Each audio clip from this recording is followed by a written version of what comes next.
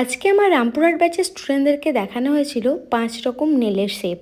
তারা কিভাবে ইজিলি ক্লায়েন্টের পছন্দ অনুযায়ী শেপ ক্রিয়েট করতে পারে। আর দেখানো হয়েছিল ম্যাগনেট জেল পলিশ। দেখো কি সুন্দর ক্রিয়েট হয়ে গেল, তাই না? জেল পলিশটা পরানোর পর ম্যাগনেটটা দিয়ে দিলেই আমরা বিভিন্ন ধরনের ডিজাইন কিন্তু ক্রিয়েট করতে পারি। আর আমি ওদেরকে দেখাচ্ছিলাম যে একটা জেল পলিশ দিয়ে আমরা কত রকম ম্যাগনেট ডিজাইন জেল পলিশ করতে পারি। ম্যাগনেটের সাহায্যে বিভিন্ন ডিজাইন ক্রিয়েট করে দেখানো হচ্ছিল, যাতে ওরা ইজিলি বুঝতে পারে যে কিভাবে ক্রিয়েট করতে হয়।